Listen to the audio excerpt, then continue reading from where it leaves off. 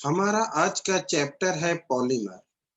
Polymer शुरू करने से पहले फिर से बात रिपीट कर दें क्योंकि कुछ लोग सिर्फ रिकॉर्डिंग देखते हैं। Polymer 2 class, isolation 3 class. ये ओमिटेड चैप्टर है, लेकिन ये सारे कंपटीशन में है, उनमें से ओमिटेड नहीं है। चाहे जेई मेंस हो, चाहे नीट का एग्जाम हो, सारे कॉम्पिटिटिव एग्जाम में पॉलीमर आइसोलेशन यानी मेटलर्जी चैप्टर है। इसलिए ज्यादा वक्त नहीं लगेगा। 2 क्लास पॉलीमर और 3 क्लास आइसोलेशन में लगेंगे यानी मेटलर्जी में।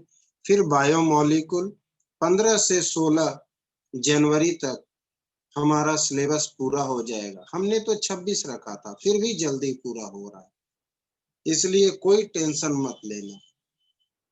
और सारे चैप्टर आपको पढ़ने हैं। फाइनल के समय आप इसको लर्न मत करना, लेकिन पढ़कर समझ कर तो छोड़ दो, आपके फायदे के लिए। ठीक, तो पॉलीमर शुरू करते हैं। ठीक, पॉलीमर सिंपल वे में है क्या? ये macromolecules, macromolecules having high molecular mass, having high molecular mass. बहुत ध्यान से देखना। formed by joining of repeating structural unit, formed by repeating structural unit, structural unit यानी एक लार्ज मॉलिक्यूल। इसका मतलब समझो, मतलब समझाते हैं, ध्यान देना। एक एग्जाम्पल, हमने पॉलीथीन ले लिया। एग्जाम्पल हमारा पॉलीथीन है, बहुत आराम से समझ आएगा, बहुत मजे में। हमारे पास इथीन है, CH2 डबल बॉन्ड CH2। हमने इसे किसी कैटलिस्ट के प्रेजेंस में हीट किया, तो इसका एक बॉन्ड पाई बॉन्ड होमोलाइटिक वे में टूट गया। होमोलाइटिक वे का मतलब बीचों बीच टूटना, इसका इलेक्ट्रॉन इस पर और इसका इलेक्ट्रॉन इस पर। पाई बॉन्ड, दो डबल बॉन्ड में एक सिग्मा एक पाई, एक बॉन्ड पाई बॉन्ड टूट रहा है होमोलाइटिक वे में। इसका इलेक्ट्रॉन इस पर, इसका इलेक्ट्रॉन इस पर। ठीक है, तो ध्यान देना इस पर कि CH2 सिंगल बॉन्ड CH2 और दोनों पर एक एक रेडिकल आ गया। डबल बॉन्ड में से एक बॉन्ड पाई बॉन्ड टूट गया, दोनों पर एक एक रेडिकल आ गया, तो ये कंडीशन डेवलप कर गया, ये कंडीशन डेवलप कर गया। किसी को कहीं प्रॉब्लम हो तुरंत पूछना, ये कंडीशन डेवलप किया। अब अगर बोला जाए कि ये मेरे पास 2 मॉलिक्यूल है, तो सीधी सी बात है कि 2 बार ये ऐसा बनेगा। ये 2 मॉलिक्यूल है तो 2 बार ऐसा बनेगा, क्योंकि एक बॉन्ड पाई बॉन्ड होमोलाइटिक वे में टूट रहा है। ऐसा करने पर इन दोनों को मिला करके ये एक बॉन्ड बन जाएगा, इन दोनों को मिला करके एक बॉन्ड बन जाएगा।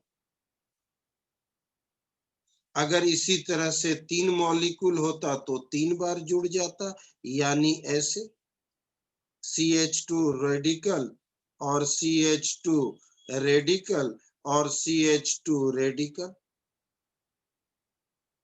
रेडिकल रेडिकल मिलकर बॉन्ड बन गए, रेडिकल रेडिकल मिलकर बॉन्ड बन गए।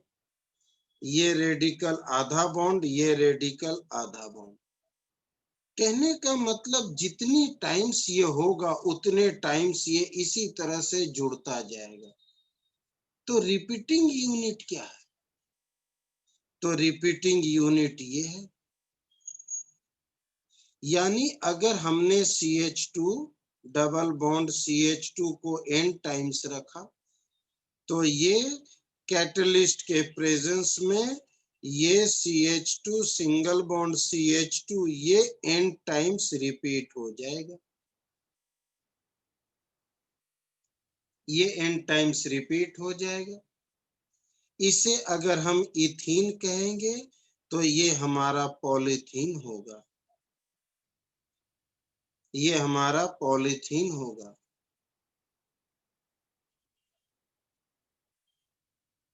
हाँ, 1 सेकंड का टाइम लेंगे। क्लास शुरू होने के बाद सागर बाबू ये क्यों मैसेज करते हो पिछला हुआ था नहीं हुआ था, ये तो क्लास से पहले या क्लास के बाद पूछा जाता है ना, बीच क्लास में क्या जरूरत है। क्लास शुरू हो चुकी है, क्लास अटेंड कर लीजिए, फिर आप जो भी सवाल पूछेंगे सारे सवाल का हम जवाब देंगे, ठीक है। परसों क्लास नहीं हुई थी, कोई दिक्कत नहीं है, मेकअप करना हमारा काम। हमने आपको 26 जनवरी का टाइम दिया था, हम 16 जनवरी को ही सिलेबस खत्म कर दे रहे हैं, क्या प्रॉब्लम। टाइम का कोई टेंशन मत लो, सिर्फ तुम लोग पढ़ो ध्यान से मन से। हम प्रॉपर वे में रिवीजन भी करवाएंगे, सारे प्रॉब्लम डिस्कस कर करके प्रीवियस ईयर के, इसलिए टेंशन मत लेना, ध्यान देना। तो ये हमारा पॉलीथीन, ठीक है। तो पॉलीमर चैप्टर में एक छोटी सी बात, जितने भी रिएक्टेंट हैं, जितने भी रिएक्टेंट होंगे, चाहे 1 या 2 या 3, सारे रिएक्टेंट को मोनोमर कहा जाता है, सारे रिएक्टेंट को। और जो प्रोडक्ट बनेगा, जो भी प्रोडक्ट बनेगा, उन्हें पॉलीमर कहा जाएगा, ये कॉमन पॉइंट। और बनाने का प्रोसेस पॉलीमेराइजेशन होगा, पॉलीमेराइजेशन होगा। सारे रिएक्टेंट मोनोमर, सारे प्रोडक्ट पॉलीमर, बनाने का प्रोसेस पॉलीमेराइजेशन, ये फिक्स है। हर रिएक्टेंट n टाइम्स मल्टीप्लाई होगा प्रीफिक्स, हर प्रोडक्ट n टाइम्स मल्टीप्लाई होगा सफिक्स। बैलेंसिंग की भी कोई दिक्कत नहीं, बैलेंसिंग की भी कोई दिक्कत नहीं। तो लास्ट टाइम हम एक बार फिर रिपीट करते हैं, बहुत ध्यान से सुनना, बहुत ध्यान से, कि हमारे पास इथीन है, हमने इसे किसी कैटलिस्ट के प्रेजेंस में हीट किया, तो इसका एक पाई बॉन्ड होमोलाइटिक वे में टूट गया। होमोलाइटिक वे में टूटने का मतलब दोनों पर एक एक इलेक्ट्रॉन आ गया। अगर ये 3 मॉलिक्यूल है तो यही चीज 3 बार मिल जाएगा, यही चीज 3 बार मिल जाएगा होमोलाइटिक वे में टूटकर। ऐसा करने पर ये दोनों इलेक्ट्रॉन बॉन्ड बना लेगा, फिर ये दोनों इलेक्ट्रॉन बॉन्ड बना लेगा, ये अधूरा बॉन्ड और ये भी अधूरा बॉन्ड, इसी तरह से ये जुड़ता चला जाएगा। अगर ये n टाइम्स है तो ये n टाइम्स जुड़ेगा। तो इसका रिपीटिंग यूनिट क्या है, दिस वन। इसलिए इथीन अगर रिपीट होता है तो n टाइम्स ये बनता है। ये अगर इथीन है तो ये पॉलीथीन है। हर रिएक्टेंट मोनोमर है, हर प्रोडक्ट पॉलीमर है, और बनाने का प्रोसेस पॉलीमराइजेशन। जिसे प्रॉब्लम है तुरंत कह दो, साफ कह दो, सर समझ नहीं है। जिसे कोई भी प्रॉब्लम हो साफ कह दो, समझ नहीं है। हाँ जी, बिल्कुल पॉलीथीन यही होता है।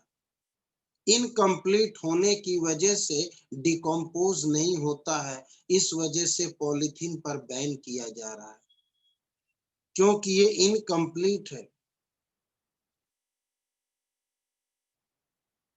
अधूरा बॉन्ड मतलब इनकम्प्लीट, अधूरा बॉन्ड का मतलब इनकम्प्लीट, इनकम्प्लीट का मतलब ये एंड टाइम जुड़ता हुआ है, ये जुड़ता जाएगा एंड टाइम्स। इनकम्प्लीट होने की वजह से ये डिकम्पोज नहीं होता है, पॉलीथीन को जमीन के अंदर डाल दो, 100 साल के बाद पॉलीथीन ही मिलेगा। कोई दिक्कत? That is polymer, that is monomer, that is polymerisation. नहीं, एन टाइम्स मॉलिक्यूल होता है। हर रिएक्टेंट एन टाइम्स, हर product N times.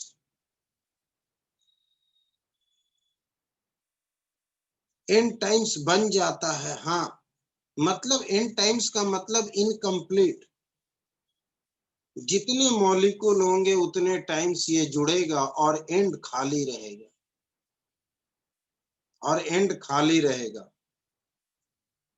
Each cycle के बाद तुम्हारे पास जितने पार्टिकल इथीन के होंगे उतने पार्टिकल जुड़ जाएगा और उसका किनारा खाली रहेगा। इनकम्प्लीट होने की वजह से डिकम्पोज नहीं होता। अब इनका क्लासिफिकेशन, ये थोड़ा थियोरिटिकल पार्ट है। थियोरिटिकल क्लासिफिकेशन इसके 4 है, ध्यान देना। पहला, कहाँ पाया जाता है? Based on source. Based on source, तो सोर्स के बेसिस पर 3 तरह के पॉलीमर होते हैं। पहला, नेचुरल पॉलीमर, कंप्लीट थ्योरी है, यानी those polymer which are found in plants and animals. Those polymer found in plants and animals, protein, starch, cellulose, etc. Natural polymer. दूसरा, सिंथेटिक पॉलीमर, यानी दोस पॉलीमर, यानी man made polymer. Man made polymer used in daily life are called synthetic polymer. बहुत सारे polymer हैं, जैसे आपने अभी पढ़ा polythene, polyvinyl chloride, PVC pipe, nylon 66, terylene, polyester, Dacron, etc. बहुत है मैन मेड। और तीसरा, नेचुरल पॉलीमर को अगर मॉडिफाई किया जाए तो आधा नेचुरल आधा सिंथेटिक, यानी सेमी सिंथेटिक। यानी सेमी सिंथेटिक, सेमी सिंथेटिक आधा नेचुरल आधा सिंथेटिक, यानी रबर। रबर नेचुरल होता है, लेकिन हम जो यूज करते हैं वो हम रबर सेमी सिंथेटिक यूज करते हैं, क्योंकि रबर तो लिक्विड होता है, व्हाइट लिक्विड होता है रबर, मिल्क की तरह। लेकिन हम तो वैसा रबर यूज करते नहीं, हम उसमें सल्फर डाल करके, एडहेसिव डाल करके उसको सॉलिडिफाई करके यूज करते हैं, उसे हम वल्कनाइज्ड रबर कहते हैं। तो रबर नेचुरल है, लेकिन हम जो यूज करते हैं वो modified form of natural rubber, यानी सेमी सिंथेटिक, यानी वल्कनाइज्ड रबर। या सेलुलोज अगर हमारा नेचुरल है तो सेलुलोज एसीटेट एक फाइबर का काम करता है, फैब्रिक का रेयन, सेलुलोज नाइट्रेट। यानी कि नेचुरल को हम मॉडिफाई कर दें तो सेमी सिंथेटिक। तो सोर्स के बेसिस पर 3 तरह के पॉलीमर होते हैं। किसी को कोई दिक्कत? किसी को कोई दिक्कत हो तो बोलना। स्ट्रक्चर के बेसिस पर फिर 3 तरह के पॉलीमर होते हैं। जिस पॉलीमर के अंदर में स्ट्रक्चरल फॉर्मूला बिल्कुल स्ट्रेट लीनियर चेन की तरह हो, CH2 CH2 CH2, जैसे कि ये पॉलीथीन का स्ट्रक्चर कैसा बनेगा? CH2 CH2 CH2, बिल्कुल लीनियर। तो हम इसे बोलेंगे लीनियर पॉलीमर, हम इसे बोलेंगे लीनियर पॉलीमर। और अगर किसी पॉलीमर के अंदर में चेन के साथ कहीं ना कहीं ब्रांच लगा हो, तो हम उसे बोलेंगे ब्रांच्ड पॉलीमर, हम उसे बोलेंगे ब्रांच्ड पॉलीमर। और अगर किसी पॉलीमर के अंदर लीनियर चेन जो है किसी कोवलेंट बॉन्ड के थ्रू बंधा हुआ हो, किसी कोवलेंट बॉन्ड के थ्रू बंधा हुआ हो, तो ऐसे पॉलीमर को हम क्रॉस लिंक्ड या नेटवर्क पॉलीमर बोलेंगे। क्रॉस लिंक्ड या फिर नेटवर्क पॉलीमर कहते हैं। तो स्ट्रक्चर के बेसिस पर तीन तरह का पॉलीमर है। और तीसरा है हमारा इंटरमॉलिक्यूलर फोर्स के बेसिस पर। इंटरमॉलिक्यूलर फोर्स के बेसिस पर चार तरह। किसका? इन सब का एग्जाम्पल मिलेगा, चिंता नहीं करें। जैसे लीनियर है हमारा हाई डेंसिटी पॉलीथीन, तो ब्रांच्ड है लो डेंसिटी पॉलीथीन। पॉलीथीन भी दो तरह के होते हैं। और क्रॉस लिंक जो है मेलामाइन फॉर्मल्डिहाइड यानी बेकेलाइट यानी स्विच बोर्ड, ये जो स्विचेस होते हैं इलेक्ट्रिकल स्विचेस, वो यही होते हैं, हाईली क्रॉस लिंक। या अनब्रेकेबल जो क्रॉकरी होते हैं, वो हमारा क्रॉस लिंक्ड या नेटवर्क पॉलीमर होते हैं। तो स्ट्रक्चर के बेसिस पर तीन तरह के पॉलीमर होते हैं। अब इंटरमॉलिक्यूलर फोर्स, पहला है इलास्टोमर। इलास्टोमर इलास्टोमर एक ऐसा पॉलीमर जिसके अंदर में वीकेस्ट इंटरमॉलिक्यूलर फोर्स हो, वीकेस्ट इंटरमॉलिक्यूलर फोर्स, जिसकी वजह से उसमें इलास्टिसिटी ज्यादा होगा, क्रॉस लिंकिंग होगा, उसे हम इलास्टोमर बोलेंगे। उसे हम इलास्टोमर बोलेंगे। एग्जाम्पल हम आगे पढ़ेंगे, बुना एस, बुना एन, नियोप्रीन, ये क्या चीज है आगे पढ़ेंगे। बुना एस, बुना एन, नियोप्रीन। दूसरा है फाइबर। फाइबर एक ऐसा पॉलीमर जिसके अंदर में स्ट्रॉन्गेस्ट इंटरमॉलिक्यूलर फोर्स हो, यानी हाइड्रोजन बॉन्ड। अब बहुत ज्यादा स्ट्रॉन्ग इंटरमॉलिक्यूलर फोर्स है तो इलास्टिसिटी बिल्कुल नेग्लिजिबल,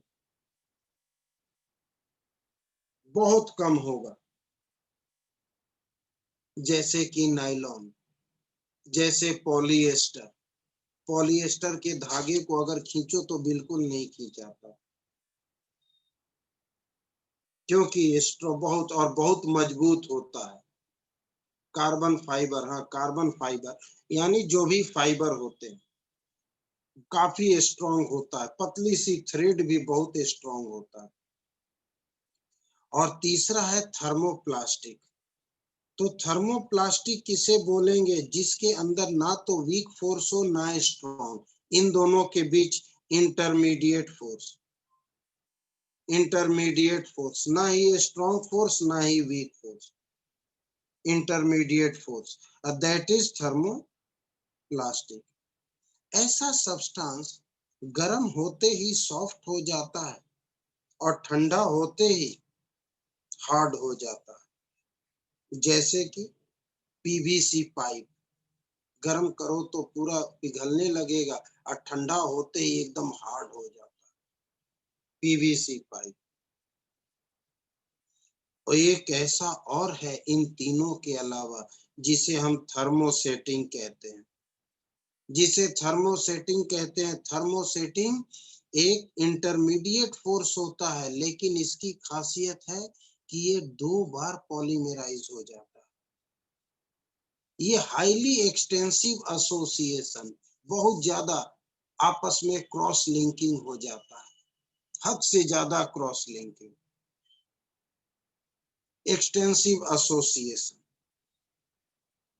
इसकी खासियत ये है कि ये रीयूज नहीं होता है, एक ऐसा प्लास्टिक जो रिसाइकल नहीं होता, दैट इज थर्मोसेटिंग। कोई दिक्कत? और फाइनली बनाने का तरीका, मोड ऑफ पॉलीमराइजेशन। तो मोड ऑफ पॉलीमराइजेशन में है एडिशन पॉलीमराइजेशन और कंडेंसेशन पॉलीमराइजेशन। थर्मोसेटिन एक ऐसा पॉलीमर है, एक ऐसा पॉलीमर जो जैसे कि आपने देखा एसोसिएट हुआ, तो एसोसिएट इधर से, ये एसोसिएट इधर से भी होगा, इधर से भी होगा, इधर से भी होगा, इधर से भी, इधर से भी, बार बार एसोसिएट होकर केज लाइक स्ट्रक्चर बन जाएगा। That is thermosetting. इतना हाई एसोसिएशन होता है कि हम इसको रिसाइकल नहीं कर पाते, इनफ्यूजिबल मास हो जाता है।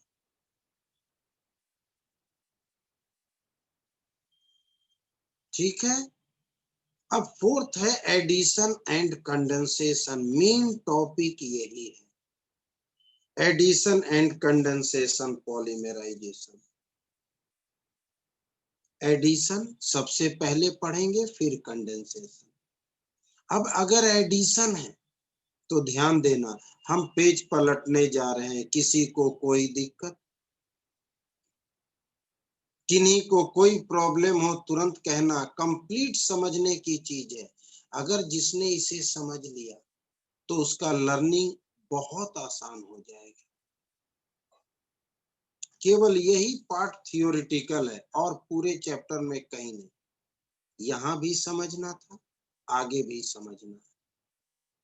ये थ्योरी है, 2 पेज का थ्योरी हमने शॉर्ट में समझाया, बाकी कहीं थ्योरी नहीं। अब हम पढ़ने जा रहे हैं मोड ऑफ पॉलीमराइजेशन, एक एडिशन और दूसरा कंडेंसेशन। बहुत ध्यान से देखना, एडिशन एंड कंडेंसेशन। तो सबसे पहले हम पढ़ने जा रहे हैं एडिशन पॉलीमर।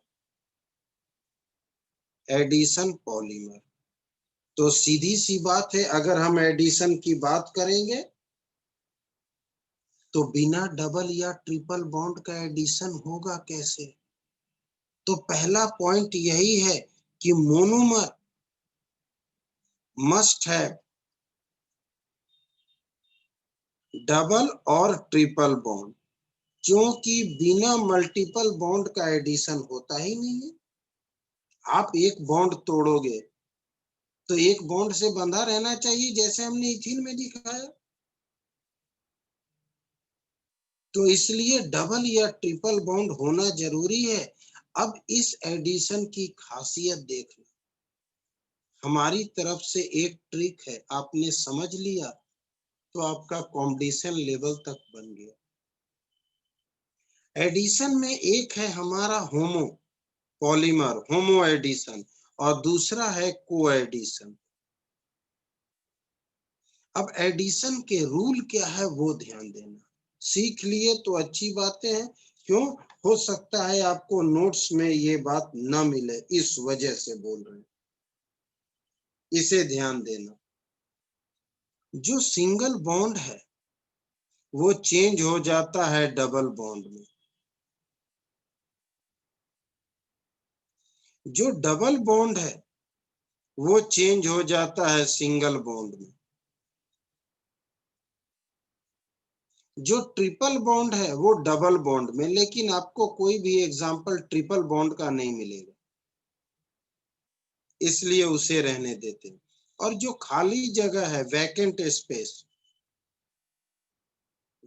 स्पेस, वो चेंज हो जाता है सिंगल बॉन्ड में, सिंगल बॉन्ड में।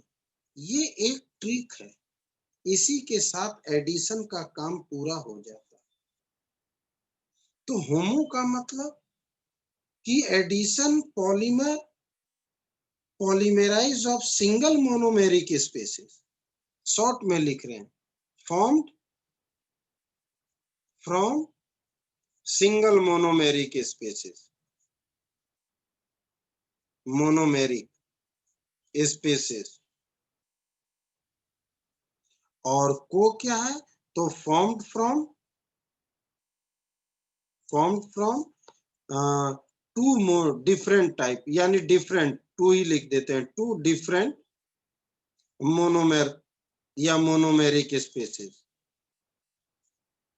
एक एक एग्जाम्पल समझाते हैं। तो सिंगल में आ जाओ, जैसे आपने अभी अभी पढ़ा पॉलीथीन। पॉलीथीन तो आपने क्या देखा, CH2 double bond CH2, short में समझना, खाली जगह सिंगल बॉन्ड, फिर CH2, डबल है सिंगल बदल गया, फिर CH2, फिर खाली जगह सिंगल बॉन्ड।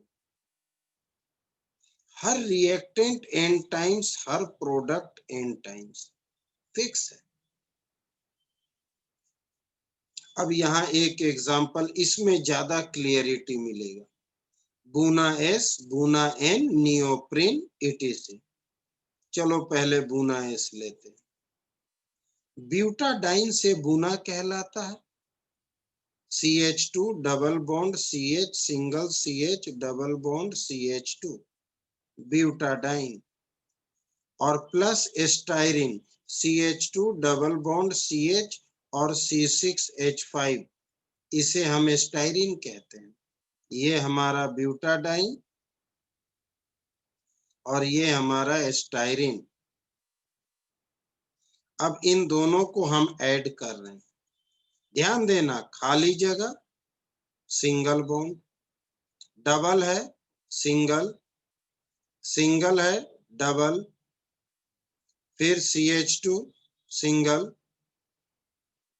खाली जगह सिंगल, डबल है सिंगल, सिंगल है डबल, डबल है सिंगल, फिर खाली जगह तो सिंगल, फिर CH2, फिर डबल है फिर सिंगल, फिर CH, फिर खाली जगह है सिंगल।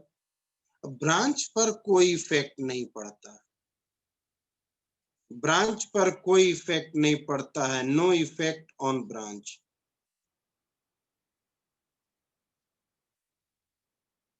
हर रिएक्टेंट एन टाइम्स और हर product N times.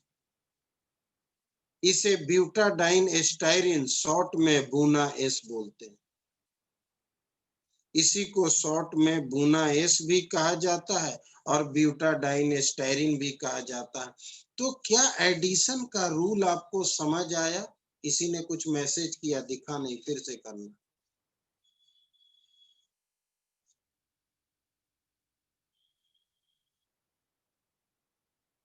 C6H5 chain में इसीलिए है कि डबल बॉन्ड के साथ वाला एटम खाली होना चाहिए, तभी तो ये टूटकर इधर खुलता है। हम इसको इधर नहीं लिख सकते हैं। क्यों नहीं लिख सकते हैं? क्योंकि अगर ये डबल बॉन्ड टूटेगा तो खाली होगा, तो किस साइड खाली होगा? जैसे ये है तो ये ऐसे खुलेगा ना, इसलिए डबल बॉन्ड के साथ में कोई भी ग्रुप नहीं होता है, उसको साइड में ब्रांच के रूप में शिफ्ट करके रखना पड़ता है, तभी तो वो होमोलाइटिक फिजन होगा, तो साइड में खुल करके बॉन्ड से बंधेगा। तो ये एडिशन का हमने आपको तरीका बताया। आपने अगर तरीका सीख लिया तो सोचिए कि 50% आपका चैप्टर पूरा हो गया। किसी को कोई दिक्कत है तो साफ शब्दों में कहना कि हाँ सर मुझे ये प्रॉब्लम है। जिन्हें जो कुछ भी प्रॉब्लम है साफ कह देना। एडिशन दो तरह के, सिंगल मोनोमेरिक या फिर डिफरेंट मोनोमर। सिंगल मतलब कि अगर जुड़ता है तो होमो, और अगर एक से ज्यादा जुड़ता है तो को। और जुड़ने का तरीका ये है, ये ना तो नोट्स में है ना बुक में है, कहीं नहीं है। समझ गए तो आपका कंडीशन लेवल तक खत्म, क्योंकि दो ही चीज पढ़ना है, एक एडिशन एक कंडेंसेशन। नहीं, दो से ज्यादा कभी मिक्स नहीं होगा एडिशन में, दो मोनोमर से ज्यादा कभी नहीं।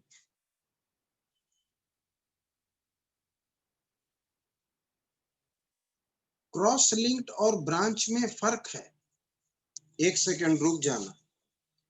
ये चेन में ब्रांच है और क्रॉस लिंक्ड में जो चेन है वो दोनों एक दूसरे से बंधे हुए। यहाँ एक ही चेन है, उनमें ब्रांच है। यहाँ नंबर ऑफ चेन है और सारे चेन एक दूसरे से कोवेलेंट बॉन्ड से बंधे हुए। ब्रांच्ड और क्रॉस लिंक्ड में ये फर्क। यहाँ एक ही चेन है, उनमें ब्रांच लगा है। यहाँ बहुत सारे चेन हैं और सारे चेन एक दूसरे से बंधे हुए। ठीक है, कोई भी दिक्कत हो, कुछ भी किसी को बोलना हो, तुरंत कह दो। तो क्या उम्मीद करें कि आपको ये एडिशन पॉलीमर समझ आया। एडिशन पॉलीमर, क्योंकि अब इनके बारे में ही थोड़े थोड़े अलग से टर्म पूछे जाते हैं। जैसे पहला, एडिशन पॉलीमर को हम चेन ग्रोथ पॉलीमर भी कहते हैं। क्यों? ये बार बार चेन को बढ़ाता है। जैसे ब्यूटाडाइन, बीच में आ गया स्टाइरिन, फिर ब्यूटाडाइन,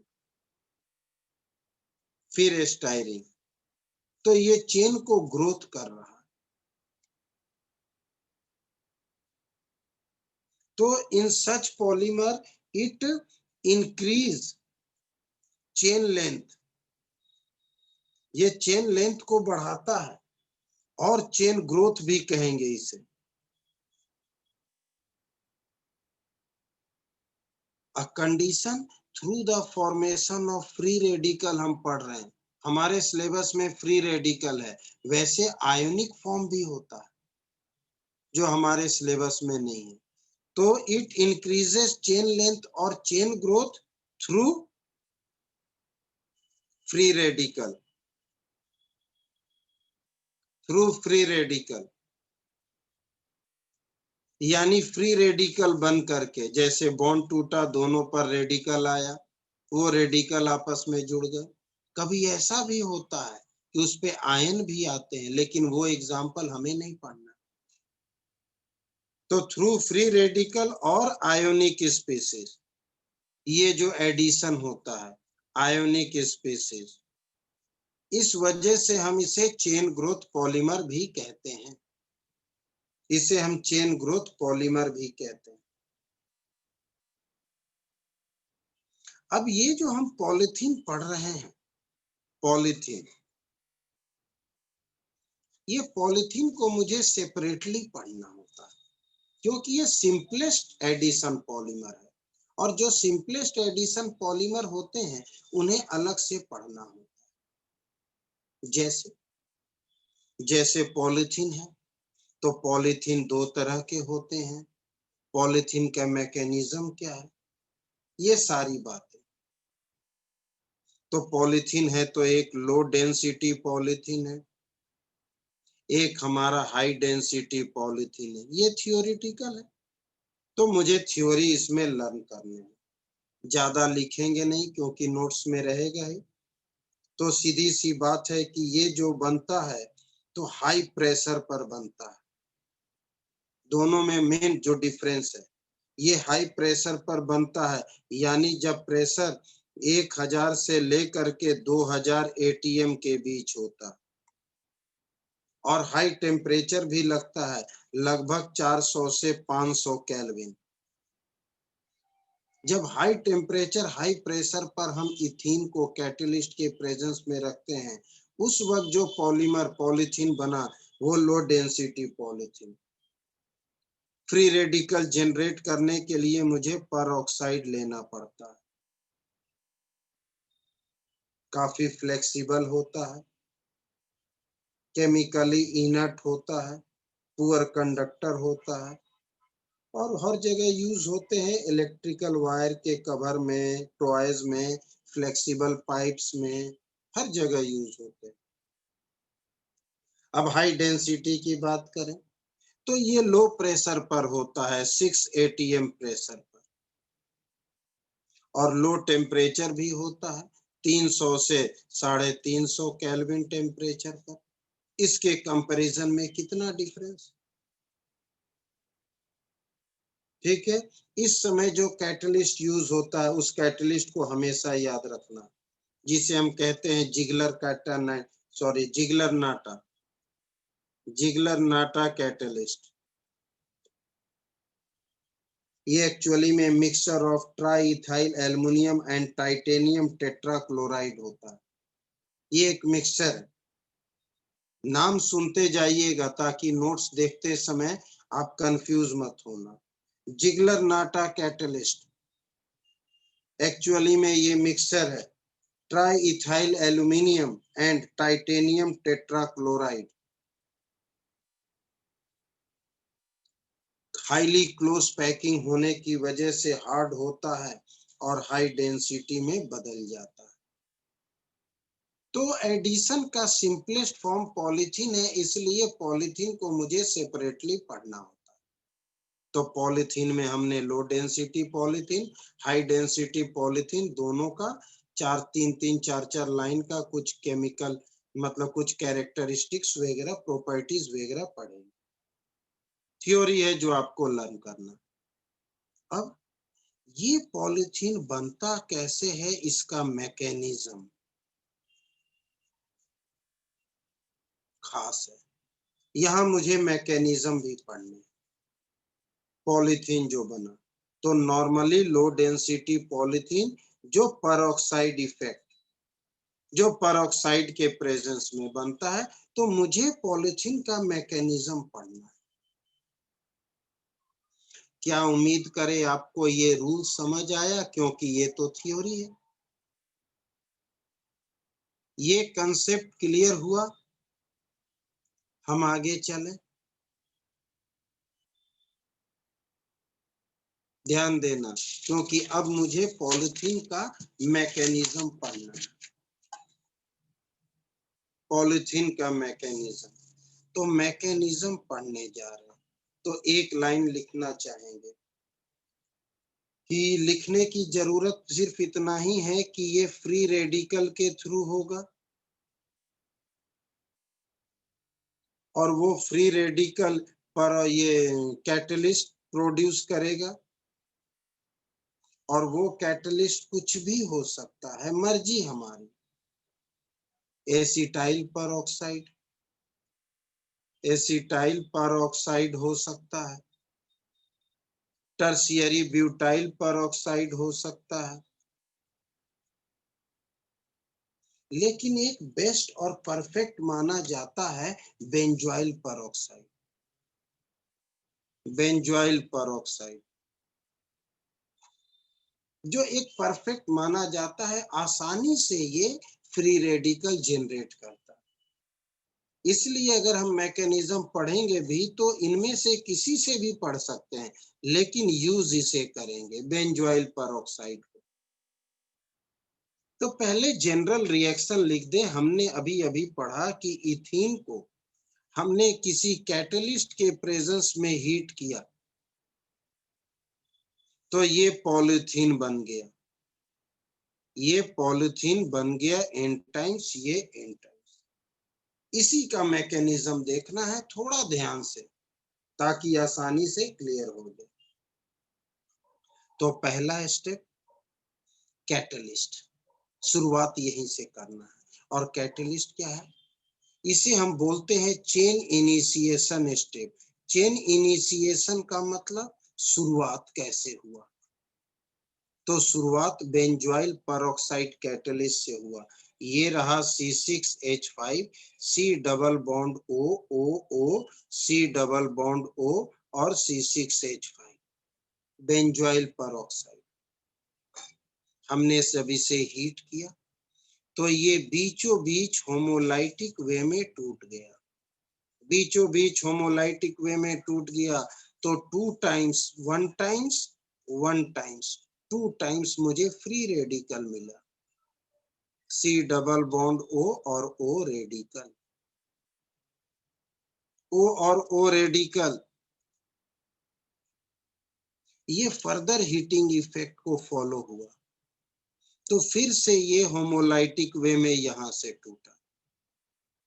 तो फिर से होमोलाइटिक वे में टूटा तो मुझे क्या मिला, C6H5 रेडिकल और साथ में निकला C double bond O single bond O radical और यहां भी रेडिकल। ये बीचों बीच टूटा तो इस पे रेडिकल और ये इस पे रेडिकल, ये दोनों रेडिकल मिल करके डबल बॉन्ड बन गया, मतलब CO2 2 टाइम्स मिला और रिजल्ट ये रेडिकल होमोलाइटिक वे में। अब ये रिएक्शन को आगे बढ़ाएगा और आगे बढ़ाने को कहते हैं प्रोपागेशन। आगे बढ़ाने को कहते हैं प्रोपागेशन, तो चेन प्रोपागेशन। अब ये इथीन को अटैक करेगा, हमें जो मिला वो इथीन को अटैक करेगा,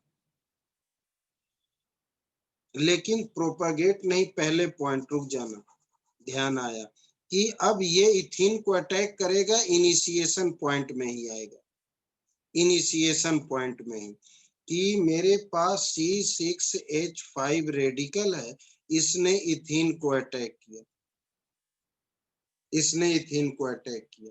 कैसे? होमोलाइटिक वे में तोड़ा, होमोलाइटिक वे में तोड़ा तो C6H5 रेडिकल और ये CH2 रेडिकल और ये रेडिकल होमोलाइटिक वे में टूटा, तो इसके रेडिकल बॉन्ड बन गए और ये अधूरा बॉन्ड।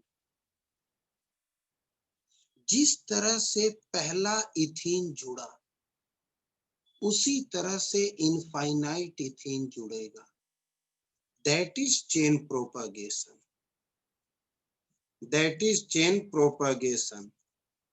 जिस तरह से पहला CH2 जुड़ा उसी तरह से C6H5 CH2 रेडिकल और साथ में CH2 डबल बॉन्ड CH2, इसी तरह से क्या होगा, तो C6H5 CH2 रेडिकल और ये टूटा तो मिला CH2 रेडिकल और रेडिकल, तो इन दोनों का रेडिकल फिर से जुड़ गया। जिस तरह से पहला जुड़ा उसी तरह से दूसरा जुड़ा, उसी तरह से n टाइम्स जुड़ा, मतलब ये चीज n टाइम्स जुड़ता जाएगा, ये चीज n टाइम्स जुड़ता जाएगा, दैट इज चेन प्रोपागेशन।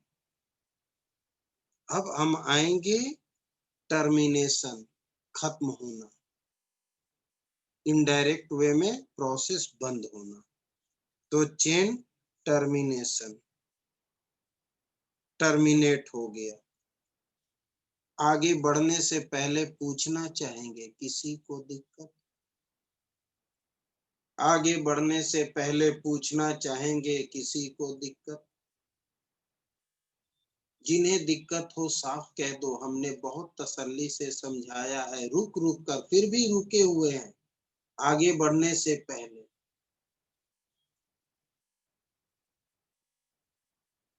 सही है, ध्यान देना। अब यहाँ पर हमने पहले स्टेप में कितने फिनाइल रेडिकल प्रोड्यूस किया? 2। कितने को लेकर आगे बढ़ रहे हैं? 1।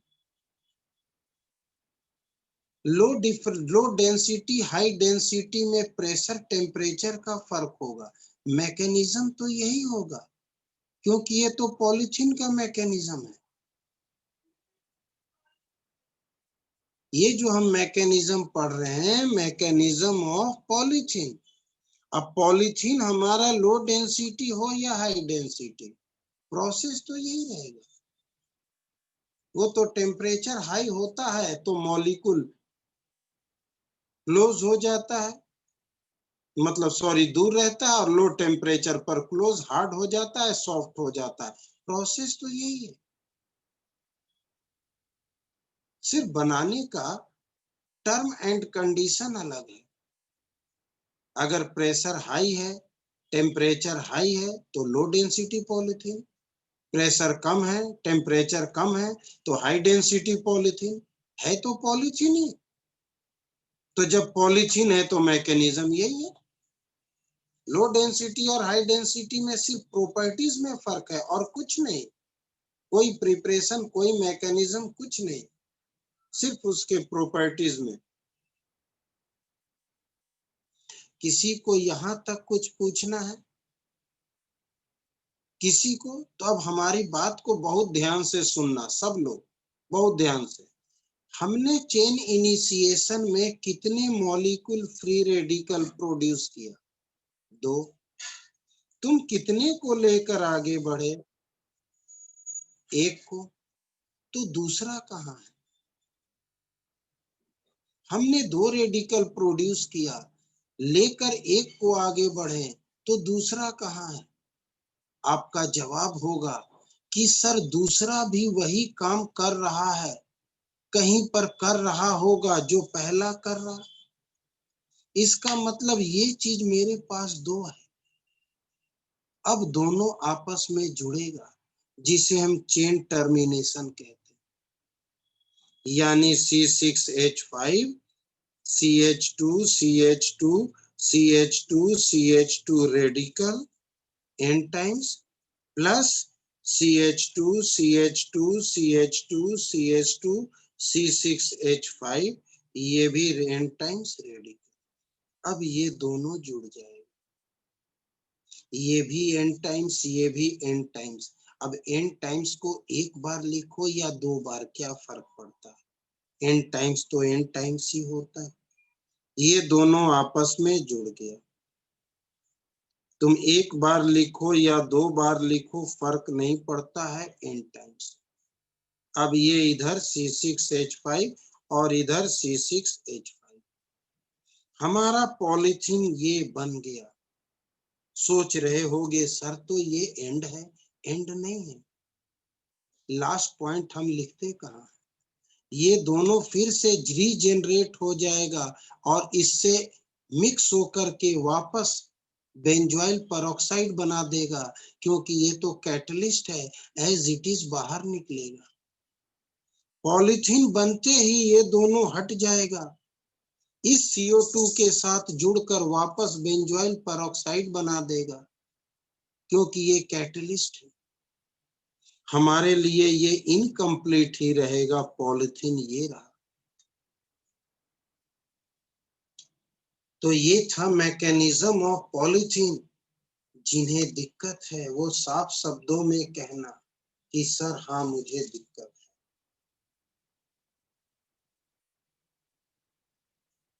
ध्यान देना हमारी बात को। हमने चेन इनिशिएशन में कितने फ्री रेडिकल जनरेट किए? 2। हमने यहां पर एक रेडिकल का सिस्टम को समझा, इसका मतलब दूसरा रेडिकल भी यही काम कर चुका है, या ये चीज मेरे पास 2 है। अब वो दोनों आपस में जुड़ेगा, ये चीज मेरे पास 2 है, ये दोनों आपस में जुड़ेगा, रेडिकल रेडिकल बॉन्ड बना दिया। अब तुम एक बार n टाइम्स लिखो या 2 बार या 4 बार, बात तो वही है। तुम यहाँ CH2 लिख कर इसको n टाइम्स, इसको तुम इसे ऐसे भी लिख दो, क्या फर्क पड़ता है? n टाइम्स तो n टाइम्स ही होता है। n times CH2 n times C6H5, ये और ये में कोई फर्क नहीं, n टाइम्स होता है। किसी को कोई दिक्कत? तो ये था हमारा मैकेनिज्म ऑफ पॉलीथीन।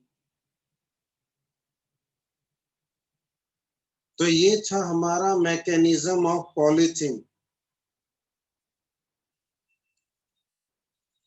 कंडीशन में मैकेनिज्म से रिलेटेड क्वेश्चन आते हैं, बिल्कुल आते हैं, बिल्कुल आते हैं। कंडीशन से रिलेटेड यही तो पूछेगा। कौन से परोक्ष, ये कौन से यहाँ पर इनिशिएटर होता है? ये इनिशिएटर क्या प्रोड्यूस करता है? फ्री रेडिकल, कार्बोकटायन, कार्बो अनायन क्या प्रोड्यूस करता है? यही तो पूछेगा। प्रोपगेशन के अंदर में इनिशिएटर किस फॉर्म में होता है? तो फिनाइल रेडिकल के फॉर्म में। यही सब तो पूछेगा।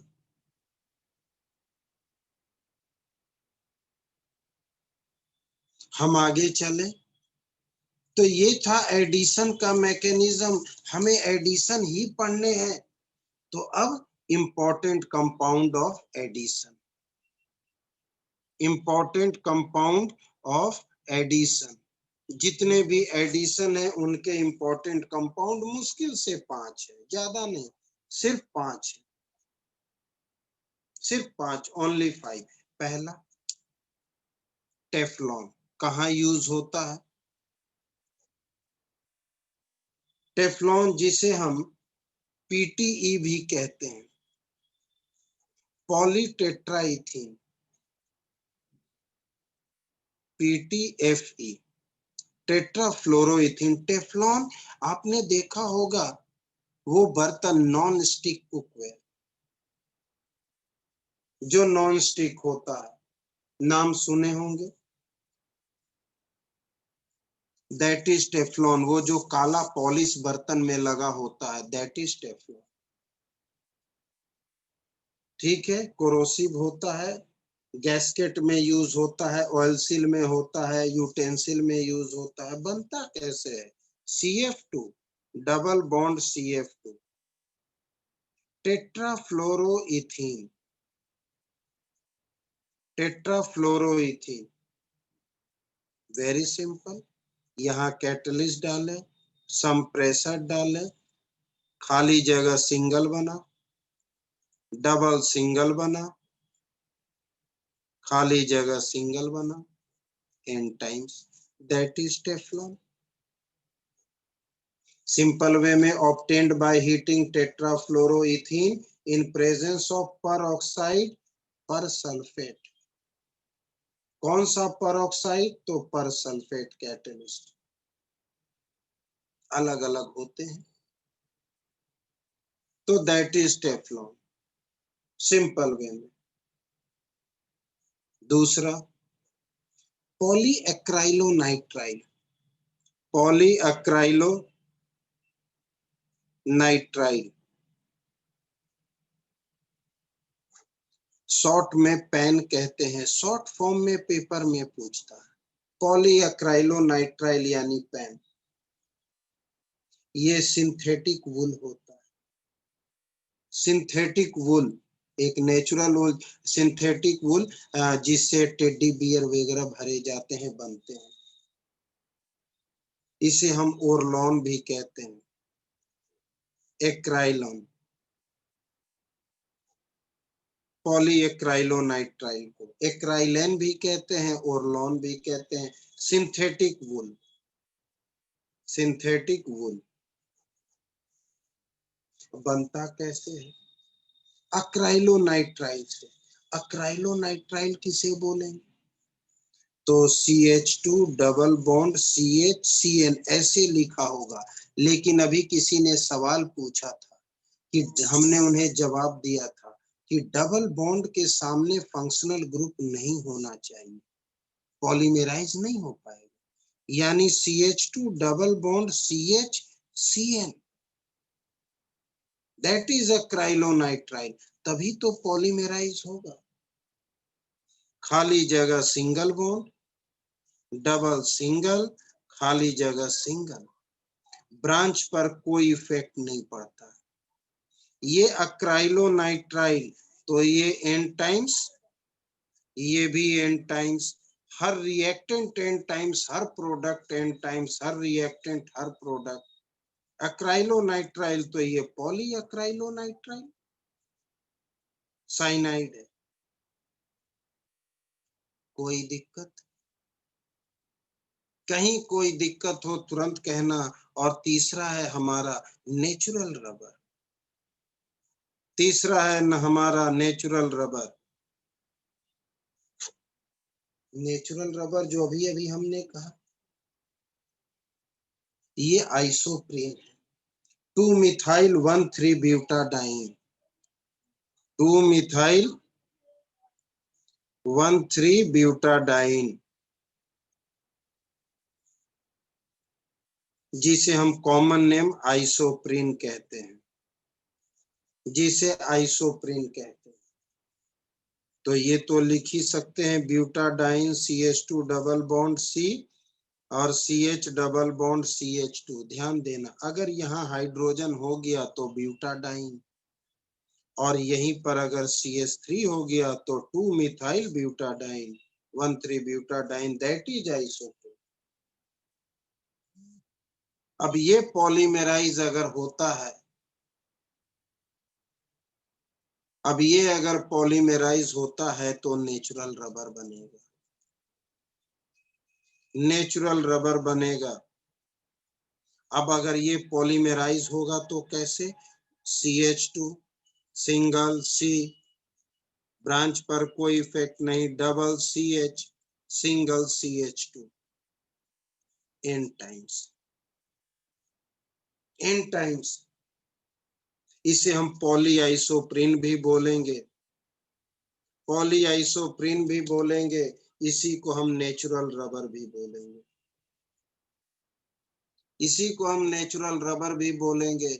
जिसे कोई भी दिक्कत है तुरंत बोलना। हर रिएक्टेंट n टाइम्स, हर प्रोडक्ट n टाइम्स ये पॉलीमेराइज हो रहा है, यानी किसी कैटलिस्ट के प्रेजेंस में हीट हो रहा है। तो it is the monomer of natural rubber, it is the polymer. तो ये है नेचुरल रबर। नेचुरल रबर एक पॉलीमर है, किसका? तो आइसोप्रीन। तसल्ली से देख करके तुरंत जवाब दे क्या दिक्कत क्या नहीं।